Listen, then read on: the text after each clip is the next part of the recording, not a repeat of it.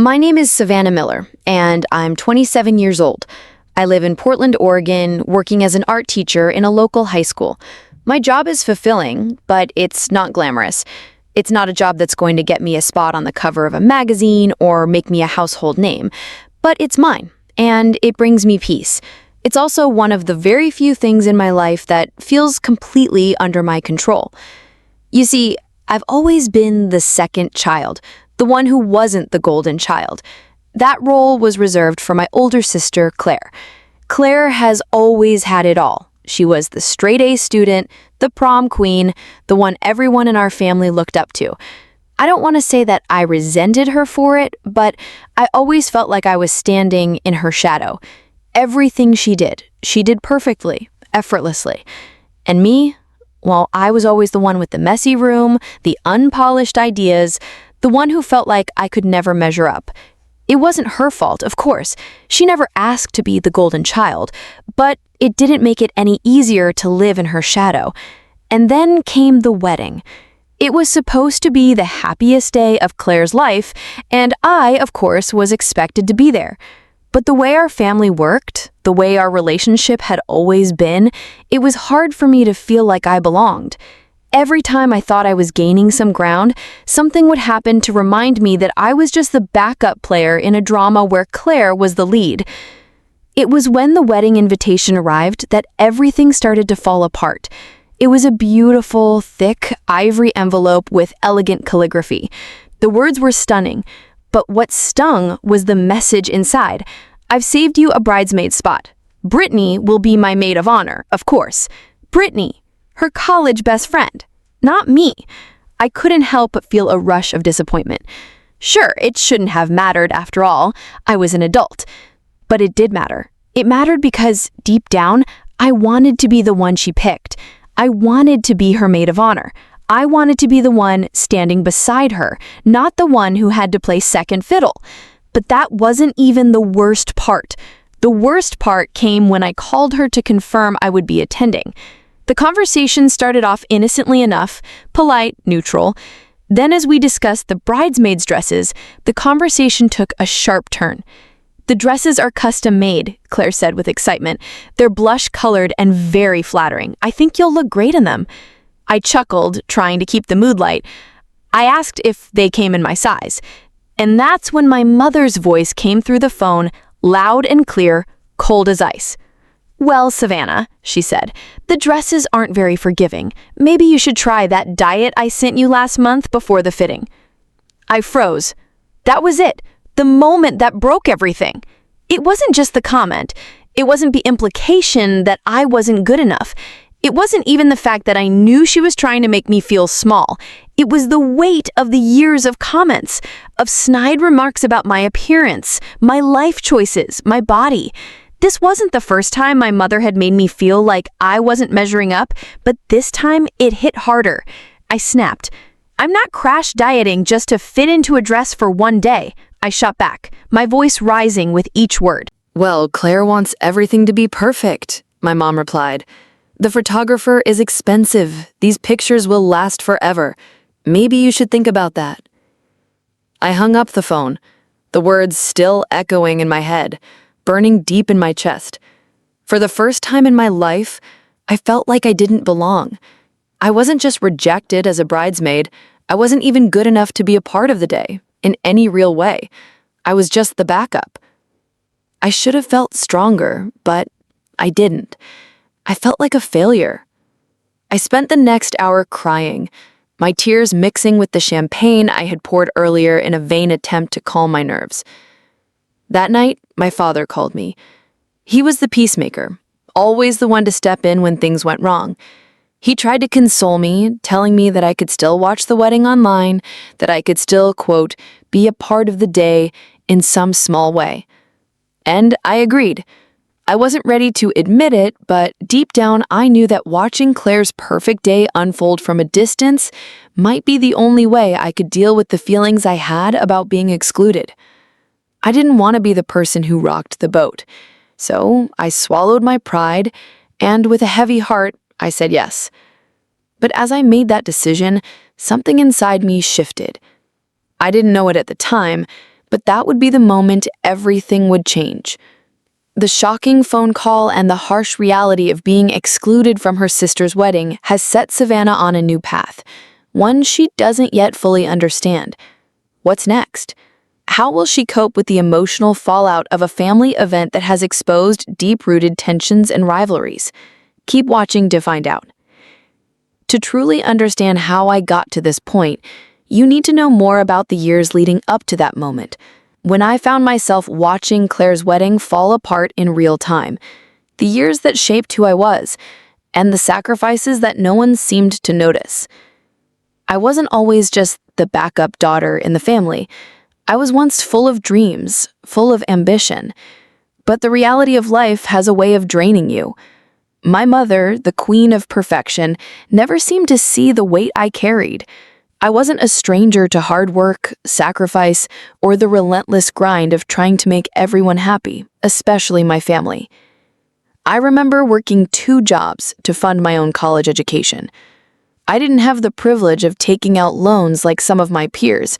My parents couldn't afford it, and I wasn't about to go into debt just to get a degree. So I juggled waiting tables at a local diner during the day and worked as a cashier at a grocery store late into the night. I would come home, exhausted, drop my backpack in the hallway, and spend hours at the kitchen table studying, barely making a dent in the books before my shift started again. My friends would talk about their weekends at the beach or their carefree nights out. But my weekends were spent balancing classes, work, and life's demands. I did it because I wanted to make something of myself. I wanted to prove to my family that I was just as capable as Claire, even if I didn't have the same polished exterior she wore so effortlessly. But somehow, the harder I worked, the more invisible I became. My mom would praise Claire for getting a scholarship, for being invited to all the right events, for being the epitome of perfection.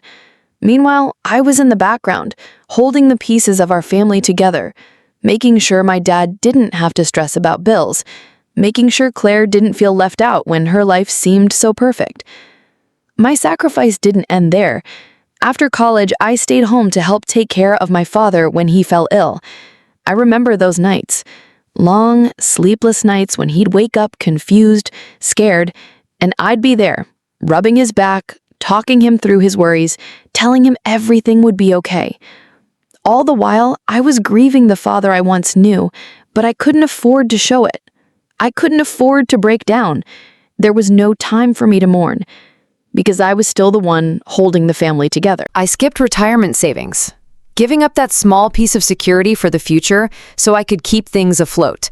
My mom would ask about it, but I didn't have an answer. I didn't have the luxury of thinking about my future when I was constantly making sure everyone around me was okay. How could I ask for something for myself when Claire was living her life so perfectly, so effortlessly? And it wasn't just about money. It was about love and care. I gave all of it to my family, every bit of my heart, every ounce of my energy, all the while telling myself that it was my duty, my responsibility, my place in this family. But as I carried these burdens, I realized that my worth had never been acknowledged. Sure, my mom would call to check in, but it was always about Claire. It was always about what Claire was doing, what Claire needed. I became the sounding board, the caretaker, the one who would drop everything to come when they needed me, and yet I was never truly seen. The emotional labor of it all, keeping everyone's lives in balance, trying to keep my own dreams alive while supporting theirs, was invisible to the people I loved the most. I wasn't looking for recognition or praise, but it hurt that I wasn't even asked how I was feeling or what I needed. My accomplishments were dismissed, my efforts taken for granted, and my feelings swept under the rug. And that brings me to the part where my heart broke for the first time. When I looked at Claire, I saw the perfect daughter, the perfect sister, the one who could do no wrong. And I was the one stuck in the background, doing all the heavy lifting, never once asking for help, never once demanding to be seen. Because that's what I was taught. Just do your part, keep your head down, keep working, keep pushing. I wasn't the one who was supposed to be pampered, praised, or put on a pedestal. That was Claire's job. She was the golden child. But I couldn't keep doing it anymore. I couldn't keep being the one who carried everything. I couldn't keep being the one who kept my mouth shut and smiled through the pain. I couldn't keep being the backup player in a family where Claire was always the lead. And then came the wedding. The invitation was a subtle reminder of my place in the family. It was the final straw, the culmination of all the years of my sacrifices being overlooked. When I received the message about my bridesmaid spot, it wasn't just about the dress or the fact that Brittany was picked as maid of honor. It was about the years of emotional investment that had gone unnoticed. It was about the love I had poured into this family, only for it to be brushed aside in favor of a perfect image, an image that I could never live up to. And in that moment, when the conversation with my mother turned cold and harsh, it hit me that I had been invisible all this time. The wedding wasn't just about a ceremony or a party. It was the mirror reflecting everything I had sacrificed. And I realized then that I had to stop being the invisible one. I had to stop being the one who was always there for everyone else, but never there for myself. Savannah's backstory highlights the emotional toll she's taken for her family, the sacrifices she's made, and the constant dismissal of her value. But as the wedding looms, she begins to see that her worth cannot be measured by what others expect from her. Something is about to change. Keep watching to see how Savannah finds her voice and reclaims her life. The decision wasn't made in a moment of anger, but in a moment of clarity. That's what made it so powerful. I didn't want to keep fighting for a place that was never meant for me. I didn't want to keep pleading for a family that only seemed to value perfection. I had spent my entire life trying to fit into a role that was never mine, but I wasn't going to be the one to keep pretending anymore. It wasn't until the wedding invitation arrived that I truly saw it, the truth of my place in this family. Claire was getting married, and everything she did was always perfect. I would never be the one to overshadow her, and I had finally accepted that. But what hurt the most was that I was expected to support her, without ever being truly supported in return. It wasn't about the dress. It wasn't about the bridesmaid role. It wasn't even about the fact that I wasn't good enough for Claire's perfect world.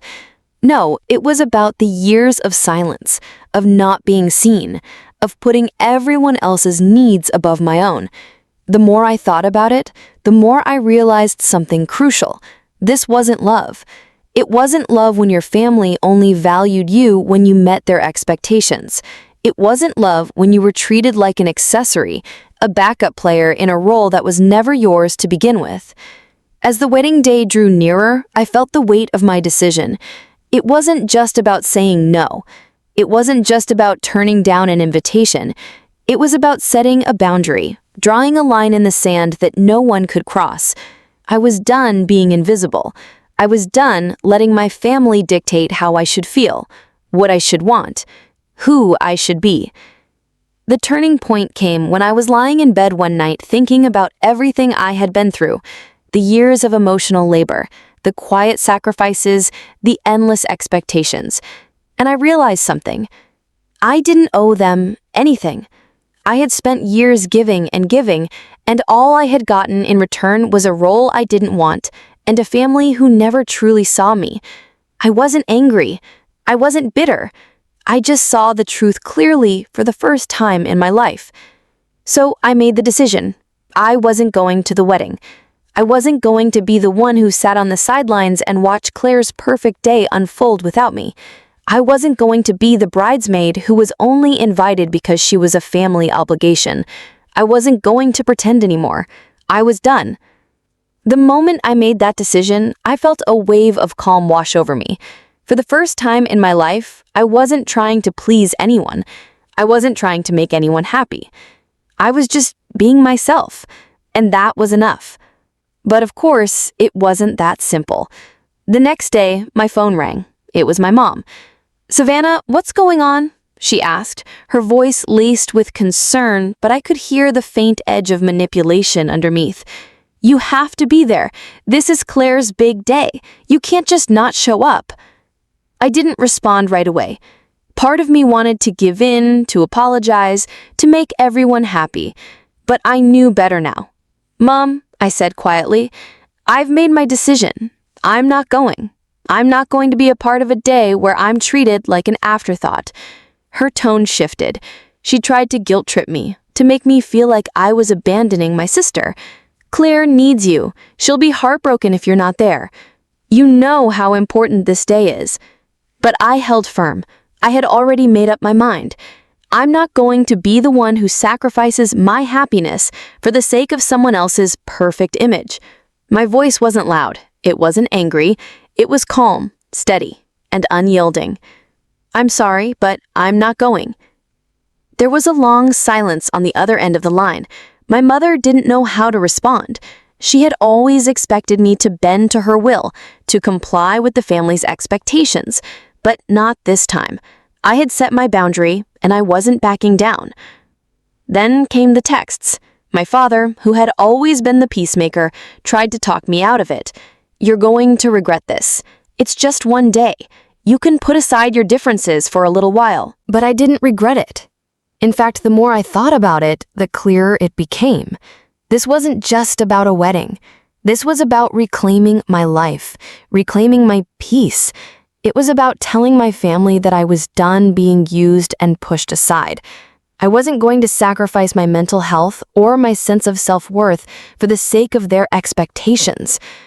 Even Claire tried to pull me back in. She called me that night, her voice full of desperation. Savannah, please, I need you there. This wedding is supposed to be perfect. It won't be the same without you. I felt a pang in my chest. I loved Claire, but I couldn't let her manipulation work on me anymore. I'm sorry, Claire, I said. I love you, but I can't do this. I need to be true to myself for once. There was a pause.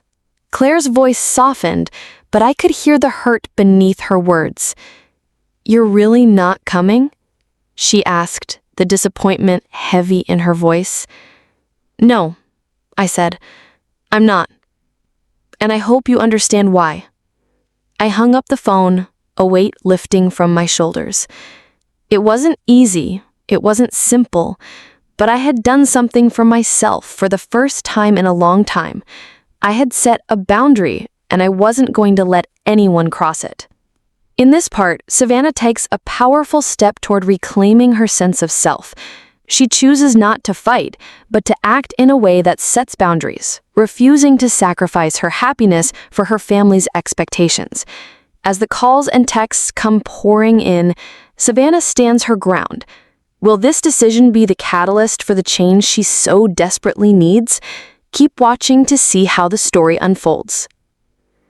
The evening after I had made my decision not to go to Claire's wedding, I found myself sitting alone in my apartment, sipping on the wine that had been sitting in my fridge for months.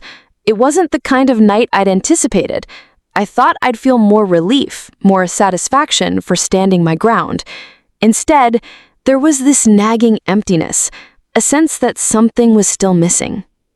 It wasn't until my phone buzzed, breaking the silence of the room, that I realized who could help me find that missing piece.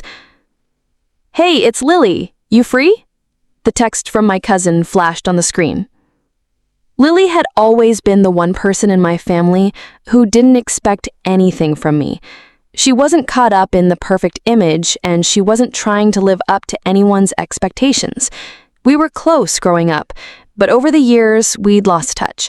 It was always easier to talk to someone who wasn't in the middle of the family drama, someone who wouldn't judge. Yeah, come on over, I replied, wondering what she wanted to talk about.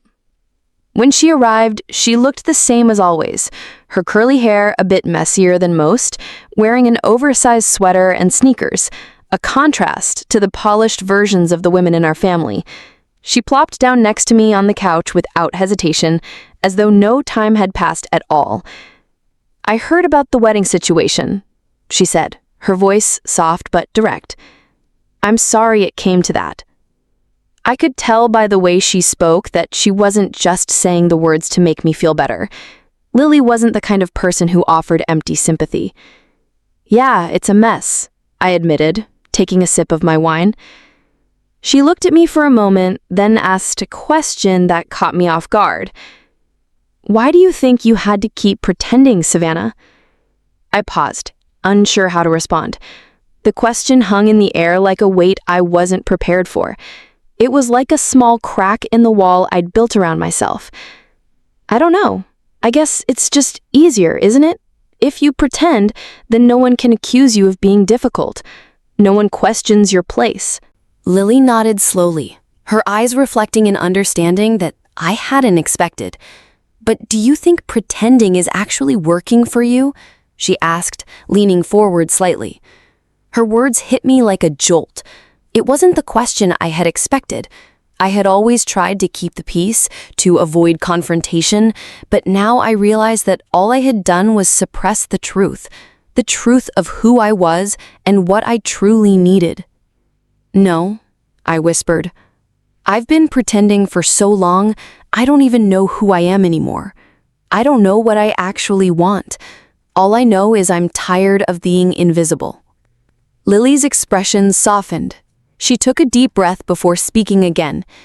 You're not invisible, Savannah. You never were. You were just needed. And there's a big difference between being needed and being loved. Her words struck a chord in me. I'd spent my entire life trying to be the one everyone could depend on. But what had that left me with? A feeling of emptiness, as if I had become a caretaker, a background player in my own life. I had always been there for my family, my father when he was sick, my mother when she needed help with the house, Claire when she needed someone to listen. But the love I gave was always transactional. Being needed, it's not enough, is it? I murmured, almost to myself. No, it's not, Lily replied firmly. Love doesn't come with conditions.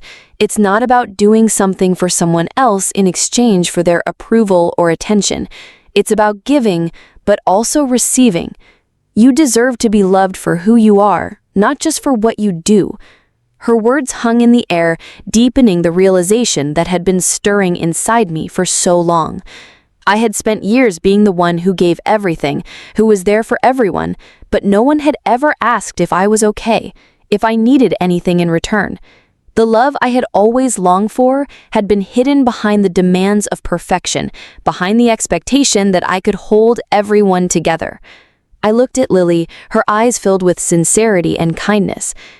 I don't know how to change that, I said quietly. You don't have to change everything overnight, Lily responded, her voice calm and reassuring. But the first step is setting boundaries. You can't keep pouring from an empty cup. And it's okay to say no when something doesn't feel right for you. I felt a weight lift off my chest as the words sunk in. It was okay to say no. It was okay to put myself first. I didn't have to keep sacrificing my happiness to keep the peace. Lily smiled softly, her voice lightening as she added, Besides, it sounds like you already made the biggest step by deciding not to go to that wedding. That's huge, you know? It's not easy to break free from the expectations that have been placed on you. I guess it is, I said, a small smile tugging at my lips. But it doesn't feel easy. It won't, Lily said with a shrug, but you're doing it.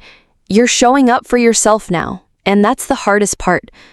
We sat in silence for a moment, the weight of the conversation settling between us. For the first time in a long time, I felt a sense of peace. Maybe it wasn't the end of the road, but it was the beginning of something new. A new chapter where I wasn't just needed, I was loved for who I was, and that was enough. Lily's words bring a sense of clarity and understanding to Savannah. Through the conversation with her cousin, Savannah realizes the difference between being needed and being truly loved. It's not about anger or rebellion. It's about setting boundaries and finding her own worth. Will Savannah continue on this path of self-discovery? Stay tuned to find out. The weeks following Claire's wedding were quieter than I expected, but in the best possible way. The chaos of the wedding day, the tension, the confrontations, it all seemed like a distant memory, slowly fading in the rearview mirror. And with it came something I hadn't experienced in years: peace. The first few days after the wedding, I kept waiting for the fallout. I expected my phone to be flooded with messages from family, trying to guilt-trip me back into their world. I thought there would be anger, hurtful words, perhaps even demands that I explain myself. But surprisingly, there was none of that. Instead, my life felt calm. Lily didn't call me immediately after the wedding. I didn't know whether to feel relieved or anxious about the distance, but I didn't reach out either. For the first time, I wasn't trying to fix something that wasn't mine to fix. I wasn't trying to make it right. I was just living, and that in itself was a revelation. Instead of sitting by my phone, waiting for someone else's approval or validation, I found myself spending more time doing things that truly brought me joy, things that I had put aside for so long. I rediscovered painting, something I had loved since I was a kid. I had always poured my emotions into a blank canvas, but somewhere along the way, I stopped. Painting had become an afterthought, something I did only when I had time. Now, I made the time, and it felt right. I also began to spend more time with friends who actually saw me for who I was, not for what I could do for them, not for the perfect daughter I had once been expected to be. Sarah, a friend from work, and I started meeting up every week for coffee. We'd talk about everything: work, life, dreams, and for the first time in a long time, I didn't feel like I was just going through the motions. I felt connected, truly seen and heard. And the small moments, those moments that once seemed trivial, took on new meaning. I would find myself enjoying the quiet of my apartment, a book in my lap, a cup of tea in hand. There was no rush, no pressure to be someone I wasn't. I could simply be. It wasn't about vengeance or winning a battle. It was about walking away from the fight. I didn't need to confront Claire or my mother or anyone else. I didn't need to tell them that I had made the right choice or that they had been wrong. I had let go of the need for validation. I had found my own peace. And then, almost a month after the wedding, I got a message from Claire. It wasn't an apology, nor was it a confrontation. It was simple, just a message asking if I wanted to meet up. We met at a small cafe, and the conversation was surprisingly easy. Claire didn't try to explain or defend herself. She didn't bring up the wedding or the fight, or anything related to what had happened. Instead, we talked about everything else: our favorite TV shows, books we were reading, places we wanted to visit. There was a distance between us, but it didn't feel awkward. It felt like we were finally having the kind of conversation we had missed for years. At one point, she looked at me and said softly, "I think you were right. I didn't realize how much I depended on you for everything, and I took that for granted." I smiled, but it wasn't an angry smile. It was a smile of acceptance, of understanding. "It's okay," I said. "I just wanted to be seen too." There was no grand reconciliation, no dramatic confrontation, just two sisters sitting across from each other, understanding that sometimes the best thing you can do is walk away in peace. Life continued, but it was different now. I wasn't just going through the motions. I wasn't living for someone else's approval. I was living for myself, and for the first time in my life, that felt like enough. I found myself finally doing things for the sheer joy of it. I signed up for a photography course just for fun. I started volunteering at a local shelter, helping kids with their art projects. I didn't need to be perfect anymore. I didn't need to be anyone's ideal version of myself. I was enough, just as I was. The shift was subtle but profound. I realized that true freedom wasn't about escaping from a situation or proving someone wrong. It was about reclaiming my own sense of self-worth without the need for anyone else's validation. It was about understanding that love isn't something you have to earn. It's something you give freely, and it should come without conditions. And so I walked away from the past. Not with anger, not with bitterness, but with a deep, quiet sense of freedom. I wasn't the person I used to be, and for the first time, I didn't want to be. Walking away wasn't the easy choice, but it was the right one. Sometimes the greatest victory lies not in confronting the past, but in letting it go. And in that quiet act of release, Savannah found the freedom she had been searching for all along. As the years went by, she learned that true peace comes from within, not from external validation, but from the courage to live authentically.